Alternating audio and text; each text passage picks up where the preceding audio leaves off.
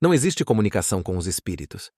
Uma análise histórica, científica e psicológica, a ideia de que é possível comunicar-se com espíritos, seres desencarnados ou almas de mortos, atravessa séculos de crenças e tradições religiosas. Contudo, sob uma ótica científica, psicológica e histórica, não há evidências concretas que sustentem a possibilidade de tal comunicação. Fundamentos científicos.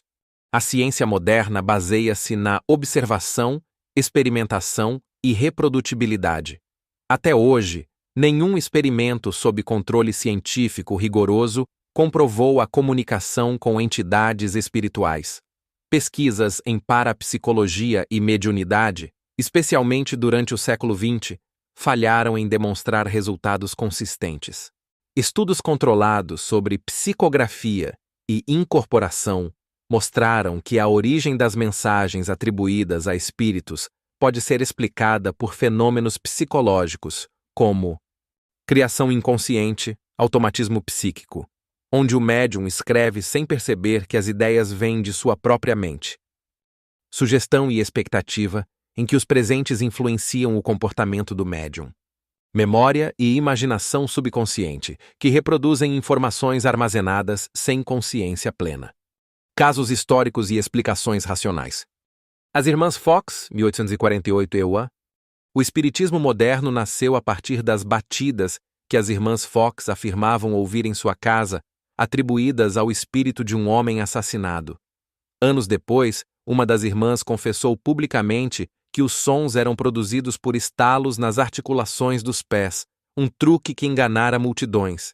Mesmo após a confissão, muitos continuaram a crer, mostrando a força da sugestão e da fé. Eusápia Palladino, século XIX a início do XX. A médium italiana Eusápia Palladino realizava sessões em que objetos se moviam e espíritos apareciam.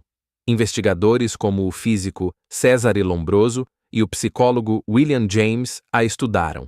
No entanto, observadores céticos como Harry Houdini e o cientista Joseph Jastrow demonstraram repetidamente que Eusápia utilizava truques de ilusionismo, fios, manipulações e sombras para enganar os presentes.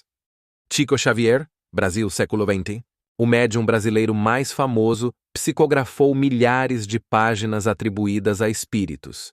Embora seu trabalho tenha valor literário e social, análises linguísticas e psicológicas indicam que as mensagens reproduzem o estilo e o vocabulário do próprio médium. Nenhuma das informações sobrenaturais foi comprovada de forma independente. A perspectiva psicológica.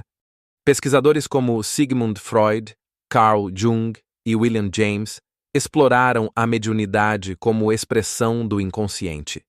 O fenômeno mediúnico, segundo essa visão, é um processo interno de projeção psíquica. A mente cria personagens e diálogos que representam desejos, medos ou memórias reprimidas. Além disso, o efeito ideomotor explica como pequenas ações involuntárias podem parecer externas, como no caso de mesas girantes e tabuleiros Ouija. O cérebro, acreditando interagir com algo sobrenatural, produz movimentos automáticos coerentes com as expectativas do grupo.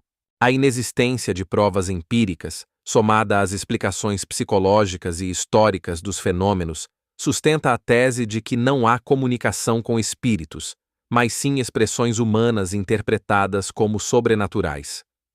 A força da crença, a necessidade emocional de contato com entes queridos e a sugestão coletiva criam uma ilusão poderosa, o que explica a persistência dessas práticas, mesmo diante da ausência de evidências.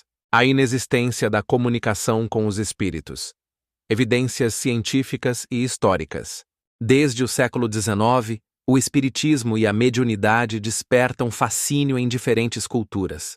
No entanto, apesar de inúmeras investigações, nenhum estudo sob condições controladas conseguiu comprovar a autenticidade de uma comunicação entre vivos e mortos. As evidências apontam para fenômenos psicológicos, sociais e culturais, e não sobrenaturais. Investigações científicas históricas. Society for Psychical Research, SPR, Reino Unido. Fundada em 1882, a SPR foi uma das primeiras instituições científicas a investigar alegações paranormais. Pesquisadores como Frederick Myers, William Barrett e Henry Sidgwick analisaram centenas de médiums e casos de mensagens espirituais. Conclusão: nenhum caso resistiu a testes controlados. A maior parte dos fenômenos foi atribuída a fraudes conscientes ou auto-engano. A própria SPR publicou relatórios apontando que a comunicação espiritual não possui base empírica verificável. Proceedings of the Society for Psychical Research, 1908. Harry Houdini e o Comitê Científico Americano, 1920 a 1930. O ilusionista Harry Houdini, especialista em desmascarar fraudes mediúnicas, colaborou com cientistas da época para investigar sessões espíritas. Conclusão: Houdini demonstrou publicamente que todos os fenômenos sobrenaturais observados, mesas que se moviam, aparições, vozes, podiam ser reproduzidos com truques mecânicos e manipulação psicológica. Após sua morte, o Scientific American confirmou que nenhum médium testado obteve resultados autênticos. Investigação de Eusápia Palladino. Entre 1890 e 1910, a médium italiana Eusápia Palladino foi examinada por comissões científicas na Europa.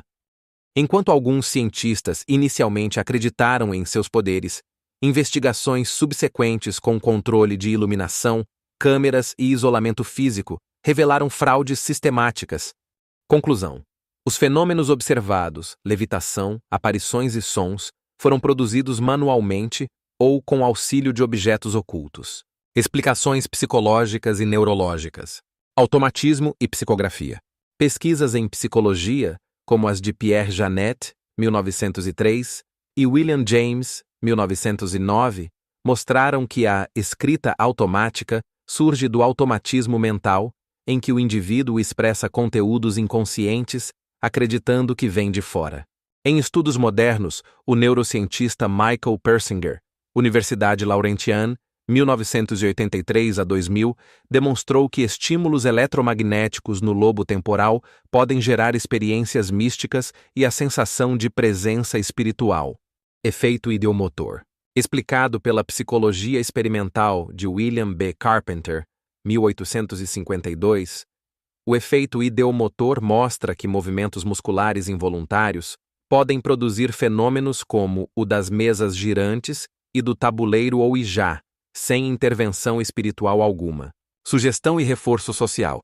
Estudos de Milton Erickson e Albert Bandura destacam o poder da sugestão e da expectativa coletiva.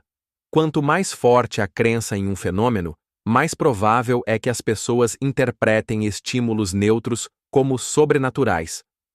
Casos brasileiros e análise contemporânea. Chico Xavier.